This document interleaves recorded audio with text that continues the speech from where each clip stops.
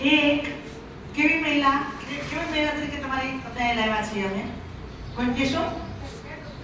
ખેડૂત મહિલા સિવાય બીજા કોણ આવ્યા છે અહીંયા? ખેડૂત મહિલાઓ સિવાયના પણ આપણે બે પ્રકારના એવોર્ડ છે. એક ખેડૂત મહિલાનું, બીજો હું લખ્યું છે એમાં જો લીડરશિપ. લીડરશિપ કોને કહેવાય? બોલી ન શકતા હોય, પાછળ બેઠા રહેતા હોય, કે શું સ્ટેન્ડ ન લેતા એને લીડરશિપ ન કહેવાય. હવે મારી ફિલ્મ ટીમે તમને કેવી રીતે ચૂન્યા છે મને નથી ખબર, પણ લીડરશિપ મારી ભાષામાં એને કહેવાય જે સમાજની અંદર કોઈ જગ્યાએ મહિલાઓ, બાળકો અથવા વંચિત સમુદાય જેનું કોઈ નથી એના માટે કંઈક બોલી શકે બે શબ્દ, એને લીડર કહેવાય. અહીંયા આપણા બધામાં બેઠા છીએ એટલા એમાં બધા લીડર છે, બધા બોલી શકે છે, બધા સ્ટેન્ડ લઈ શકે છે. આપણા ઘરમાં આપણો પ્રશ્નનો જવાબ નથી દેતા.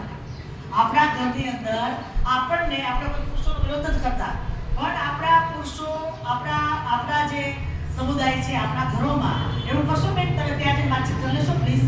તો આપણે આપણા જ ઘરની અંદર જ્યાં રહીએ છીએ ત્યાં આપણને આપણા પુરુષ સમુદાય, નામ નથી લેવું, પતિ મારે, સસરા મારે, સાસુ મારે, આપણે કોઈ નામ નથી લેવું, આપણા જ પરિવારોમાં જ્યાં હિંસા થાય ત્યાં આપણે અવાજ કાઢી શકીએ છીએ, આપણે સ્ટેન્ડ લઈ શકીએ છીએ, નથી લઈ શકતા, તો એ લીડરશિપ ન કહેવાય. લીડરશિપ કોને કહેવાય? કોક માટે સ્ટેન્ડ લે. લીડરશિપ એને કહેવાય કે જે મહિલાઓ માટે કે બાળકો માટે કોઈને અવાજ કરી દે, સતીરા તારે એમને ન કહેવાય. જે મેં ઉદાહરણ આપ્યું, મારા ટીમમાં એક બેન છે, મારી ફ્રેન્ડ છે અને બેન છે. તો એ જે બેન છે ને, અત્યારે બધી પ્રવૃત્તિ પ્લીઝ બેન છે ને, અમે ઘણા વર્ષો પહેલા એક ડોમેસ્ટિક વાયલન્સનો કાર્યક્રમ ચલાવતા હતા. આખલા 20 વર્ષ પહેલાની વાત કરું છું. એ મારી ફ્રેન્ડ અમરેલીની છે, દીપા કરીને છે, આપણે લોકો ઓળખે છે. તો અમે લોકો વીકેન્ડમાં આખો કાર્યક્રમ ચલાવતા હતા. એ અંતર્ગત અમે બધાને જુનન ચડી ગયું હતું, મહિલાઓના ખુદ લડત લેવાનું. તો એક દિવસ એક પતિ પત્ની આગળ ચાલ્યા જતા હતા અને પાછળ આ બેન જતી હતી, પાછળ ચાલી જતી હતી. અને પતિ બે પતિ પત્ની વાતચીત કરતા હતા, ભાઈ એક ફડાક કરી પત્ની ધમાડા કર્યા. હવે એટલા બધાએ જોયું છે સમાજની વચ્ચે અમરેલીની માર્કેટમાં કોઈ પત્નીને પતિ લાભો મારી લે તો 50 જણાએ તો જોયું જ હશે. કોઈએ પૂછ્યું નહીં, આવડી આ કઈ સ્ત્રી હતી લીડરશિપ વાળી, એટલે એનો પર કે બીજું કોણ લાભો માર્યો ભાઈને, કે એ બેન તમે કોણ પૂછવા વાળા, કોઈ તને પૂછવા વાળું નથી એટલે તું મારી આગળ જાહેરમાં, તો તને કેવળ હતી તું મારી એટલે હું પૂછવા વાળી છું. કોણ છું? હું મારી કઈ નથી થતી, પણ હું પૂછવા વાળી છું કે તે સ્ત્રીને હું કામ માર્યો. આને લીડરશિપ કહેવાય. આ નાની નાની લીડરશિપ કહેવાય, બરાબર. મોટી લીડરશિપ અમારી જેવી કહેવાય કે હું માથા કાપી નાખવા લડી દેવું છું, જે પ્રશ્ન આવે લડી લેવાનો છે. આવા એ મોટા લીડરશિપ છે. અમારથી મોટી લીડરશિપ ઇલાબેન પાઠક, ઇલાબેન ભટ્ટ જેવા છે, જે રાજ્ય લેવલે લડી દેતા હોય. આને લીડરશિપ કહેવાય. લીડરશિપ હોય એ મહિલા કદી કોઈ સ્ત્રીનું અહિત થતું જોઈ શકે નહીં જ, બરાબર, ક્લિયર. તો હવે આપણે સ્ત્રીઓની વાત આવે ને એટલે હવે લીડરશિપ ડેવલપ કરવા માટે કઈ વસ્તુ આવે ખબર છે આપણામાં? સ્ત્રીની દુશ્મન હોય આવું આવે ને, અને એક સ્ત્રી લીડર થવા જાય, જો આ તો ઉદાહરણ તરીકે કૈલાસ લીડરશિપ તરીકે બહાર આવતી હોય તો અહીંયા હાજર છો ને બેનપણીઓ છે બોલાય તો દર્શન ન મજા આવે, પણ સંજયને મજા આવે કે બીજા સાગરને ના મજા આવે. તમે ધારો કૈલાસનો વિકાસ થઈ રહ્યો છે, કરો આપણે આ બધા આમ આપણે સાથે, ઓકે ને. પણ મહિલા હોય એને આવું ન થાય, આવું લોકો માને સુનત માનતી હો, લોકોની વાત છે. તો લોકો એવું માને કે સ્ત્રીની દુશ્મન હોય એટલે એક સ્ત્રી કઈ વિકાસ કરતી હોય તો બીજી સ્ત્રી એના ટાંક્યા ખેંચે. આવી વાત લોકો માને છે. લોકો સમુદાયની અંદર આવી વાતો કન્ટિન્યુ ફેલાવ્યા કરે. તો આપણે એવું કોઈ પાસે ન સાંભળીએ કે બે પુરુષો હોય એમાં એ હોય જ છે, નથી સ્પર્ધા હોતી. ભરતભાઈ સંજયભાઈ વચ્ચે હોય ને મંદરાજભાઈ ને કેતન વચ્ચે હોય જ સ્પર્ધા, પણ એ બહાર આવે નહીં. આ તો અમારી ટીમ છે, નામ લો છો. તો એ જેન્ટ્સ વચ્ચે સ્પર્ધા હોય અને એટલી બધી સ્પર્ધા હોય કે પપ્પા માથે કાઢી નાખે, માથા વઢાઈ જાય, ખૂન થઈ જાય. તમે બાબરાની કોર્ટમાં જાઓ કે અમરેલીની કોર્ટમાં જાઓ, જસદણની કોર્ટમાં જાઓ, પુરુષે પુરુષના ખૂન કર્યા હોય ને એ કેસ 50 હશે ને એની સામે એક સ્ત્રીનું ખૂન કર્યું ને એકાદ કદાચ હોય તો હવે આમાં દુશ્મન કોને કહેવાય? અમને છે ને લોકો એવું કે સ્ત્રીની દુશ્મન હોય તો સ્ત્રીને મારી નાખી એવા કેસ છાપામાં, ટીવીમાં અને કોર્ટમાં જાઓ તો કેટલા? પુરુષે પુરુષને મારી નાખ્યો એવા કેસ છાપામાં, ટીવીમાં અને કોર્ટમાં જોયો કેટલા? પછી આપણે સાંભળ્યા વાત સ્ત્રી દુશ્મન હોય, પણ આપણે સાંભળ્યા વર્ષોથી યુગોથી આ જ વાત ચાલેલી, એટલે આજકાલની નથી, પુરાણમાં એ લખાઈ ગયેલું છે. એટલે આપણું પુરાણ હોય, વેદ શાસ્ત્રો, આમાં એવું કે કે સ્ત્રીની દુશ્મન હોય. એટલે જ તે મંત્રાને કઈ જેવી પાત્રને આપણે ખરાબ ચીકર્યા ને. આપણે હું એવું કહું કે આપણા ભારતની અંદર કોઈ જગ્યાએ મંત્રાને કઈ નામ હોય ન હોય ને. કોઈ રાખે જ નહીં, ન રાખે. રામને વનમાં મોકલી દીધા હતા, એવી બાઈનું નામ લખાય હે ને? સાચી વાત નહીં?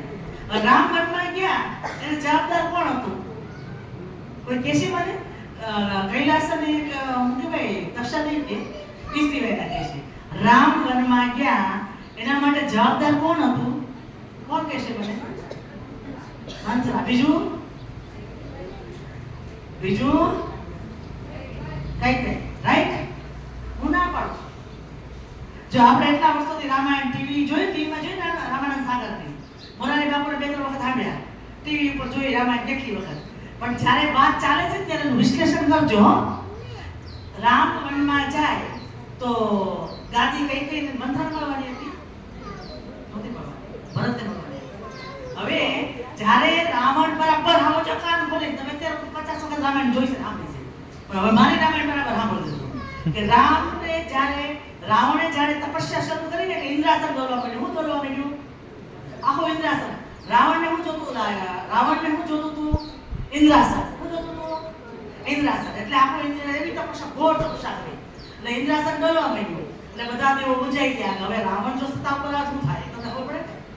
તો રાવણ સત્તા ઉપર ન લાવો તો શું કરવું પડે?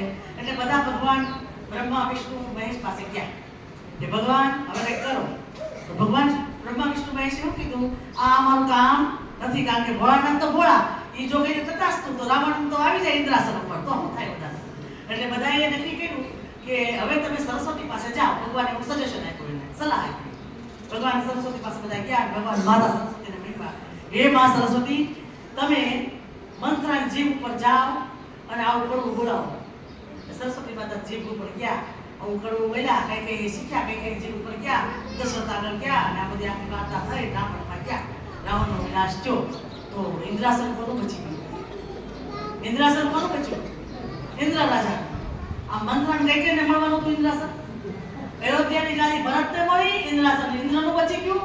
તો ભરતે નામ પાડી આપણે અને ઇન્દ્રએ નામ પાડી. ઇન્દુલાલ, ઇન્દુસિંહ, ઇન્દ્રવદનસિંહ, ઇન્દુભાઈ બધા નામ આપ્યા. ઇન્દુબેન હોય તો ઈ નામ આપણે પાડીએ. પણ ઓલી આપણા ભગતમાં ઘુસાડી દીધું કે મંત્રાને કઈ ઝાડા ખતરનાક હતા. મંત્રાને કઈ બિચારા સાધન બની ગયા. સાધન કહેવાય, શું કહેવાય? ઉપયોગ થઈ ગયો. સરસ્વતી માતાનો ઉપયોગ થઈ ગયો. બિચારા દેવી હતા તો બધા દેવોએ ભેગા થઈ સરસ્વતી ચડાવી દીધી. સરસ્વતી મંત્રાએ કઈ ને પછી આખી રામાયણ થઈ ગઈ. અને છેવટે આપણે હારે આ બે આખી રામાયણ કરી. આ બે કરી નહોતી કરી રામાયણ કોણે? ઇન્દ્ર રાજાએ કરી. તો આ વસ્તુ આપણને સમજાય નહીં ને તો આપણને ઓલી જે હમણાં આપણે આગળ કઈ વાત કરી, સ્ત્રીનો દુશ્મન હોય એ વાત થઈ ને આપણે કે બે હેરીફાઈ હોય ને એકબીજાનો હાલો જોઈએ જ ન કરે. સ્ત્રીના હાથમાં ઈચ્છા હોય, સ્ત્રી એક સ્ત્રી આગળ વધતી બીજી સ્ત્રી કાઢ્યા ખેંચે તે આ બધી જે વાતો આપણે કરી છે ને, હા હું ને ભળે જ નહીં. જેની છૂટાહારા થાય છે જવાબદાર હા હું જોઈએ. હારો તો હારો હતો, ખબર લાખનો હતો ભાઈ. અમારી દીકરીનો અમાર વેવાય બહુ હારો, પણ વેવાય જ ખતરનાક. આવી વાત જ આપણે તમે ગમે ને સાંભળી લો, સાંભળી જ લેવાનું 100%. આમાં કંઈક ફેરફાર જ ન થાય. દરેક જગ્યાએ છૂટાછેડા થાય, દીકરીને દુઃખ હોય તો એક જ વાત સંભળાય કે ભાઈ બહુ સારો, એટલે કે છોકરો જે છે એ સારો, એનો બાપો સારો, એનો મોટો ભાઈ જેઠ સારો, બધા સારા. પણ આ બાઈ છે ને ડોહી ખતરનાક છે અને એના કારણે તમારી દીકરીને હવે એવું નથી. આનું કારણ તો પાછી એ જ વાત આવશે આપણા મનની. આ બધું મનનું છે કે કોઈ પણ સાસુ બરાબર આ બે જ વાત કરી. ત્રીજી વાત કરવી નથી. એક રામની વાત કરવી હતી અને એક આપણી સાસુની વાત કરી. આ સાસુ છે ને કરંટ વિષય છે, કન્ટિન્યુ રહેવાનું. એ વખતથી અત્યાર નથી, એટલે હજારો સાલ ત્યાં એક જ વાત આવે, સાસુ જ ખરાબ હોય. તો સાસુ જ્યારે થાય ને ત્યારે 25 વર્ષની હોય, 50 વર્ષની હોય. નવી સાસુ હોય તો 25 વર્ષની હોય, બાકી સાસુ કેટલા વર્ષની હોય? 50-55 ની હોય ને. 50-55 વર્ષની ઉંમરે મોનોપોઝ આવે. ખબર બધા પીરિયડમાં થતા બંધ થવા